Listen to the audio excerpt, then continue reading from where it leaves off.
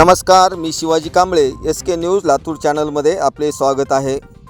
लातूरात मोका गुन्ह्यातील 2 आरोपींना जामीन.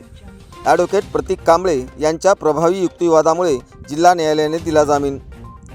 प्राणघातक हल्ला करून त्यांच्याकडून खंडणी वसूल करण्याचा आरोप असलेल्या दोघांवर मोका अर्थात महाराष्ट्र संघटित गुन्हेगारी नियंत्रण कायद्याअंतर्गत दाखल गुन्ह्यातील 2 आरोपींना लातूर न्यायालयात जामीन मिळवून देण्याचे काम ॲडव्होकेट प्रतीक विजयकुमार कांबळे यांनी केले आहे. ॲडव्होकेट प्रतीक कांबळे हे मागील 12 वर्षापासून येथील जिल्हा सत्र न्यायालयात वकिली करीत आहेत.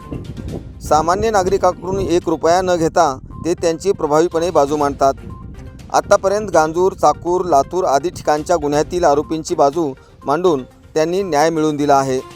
लातूरमध्ये खंडणीचा गुन्हा दाखल झाल्याने 2 आरोपीविरोधात मोका अंतर्गत गुन्हा दाखल झाला होता. त्यातील दोन्ही आरोपींना जामीन मिळवून देण्याचे काम ॲडव्होकेट प्रतीक कांबळे यांनी केले आहे. त्यांनी आरोपीच्या वतीने न्यायालयासमोर प्रभावीपणे बाजू मांडून त्यांना जामीन मिळवून दिला आहे. जिल्हा न्यायालयातून मोका गुन्ह्यातील आरोपींना जामीन मिळवून देण्याचा इतिहास ॲडव्होकेट प्रतीक कांबळे यांनी आपल्या नावावर नोंदवला आहे. ॲडव्होकेट प्रतीक कांबळे यांना या कामी advocate Madhav Gaikwad, advocate Mehboob Ghante, advocate Ramak Jogdand, advocate Pritam Kamble, advocate Praveen Kamble, advocate Saurabh Patil, advocate Arjun Kamble, advocate Akash Chavan यांनी सहकार्य केले. लातूर शहरामध्ये लातूर ग्रामीण पोलीस स्टेशन येथे काही आरोपींवर जून 2025ला 10 ते 12 लोकांवर 307 असा गुन्हा नोंद झालेला होता. त्यानंतर पोलिसांनी तपास करून संघटित गुन्हेगारी मकोका अंतर्गत त्यांच्यावर कारवाई केली. त्या अंतर्गत ॲप्रुव्हल मागितलं आणि मकोका अंतर्गत दोषारोपपत्र दाखल केलं आणि त्यांच्यावर मकोका अंतर्गत कारवाई करून दोषारोपपत्र लातूर जिल्हा न्यायालय लातूर या ठिकाणी दाखल केलं.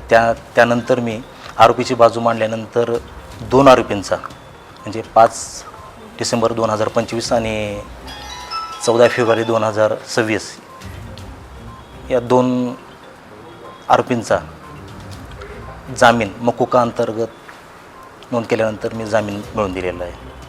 फार दुर्मिळ केसेस असतात की ज्यामध्ये की मकोका अंतर्गत जामीन मिळणं आहे. ही कसली नेमकी कोणत्या प्रकारची केस होती आणि आरोपीवरती काय म्हणजे जे काही 12-13 आरोपी अटक केले होते पोलिसांनी. अटेम्प्ट टू मर्डर 307 IPC सारखा गुन्हा नोंद केलेला होता. त्यानंतर पोलिसांनी संघटित गुन्हेगारी यांच्यावर यापूर्वी गुन्हे नोंद झालेले होते. त्या अनुषंगाने पोलिसांनी म्हणजे DYSP साहेबांनी या संपूर्ण आरोपींविरुद्ध मकोका अंतर्गत कारवाई चालू केली. DIGकडून त्यांनी सँक्शन मिळवलं, फायनल सँक्शन मिळवून दोषारोपपत्र दाखल केलं.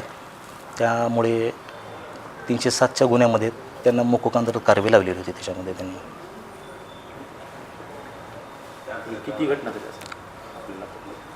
आपल्या लातूरमध्ये यापूर्वी 3-4 टोळींवर मकोका अंतर्गत गुन्हे दाखल होते. पण आजपर्यंत कुणालाही लातूर जिल्हा न्यायालय विशेष मोका न्यायालयाने जामीन दिलेला नाही. ही दुर्मिळच बाब होती. लातूर जिल्हा न्यायालयाने पहिल्यांदाच सेशन न्यायालयामध्ये लातूरच्याच ह्या 2 आरोपींची मकोका अंतर्गत जामीन मंजूर करण्याची ही पहिलीच वेळ होती.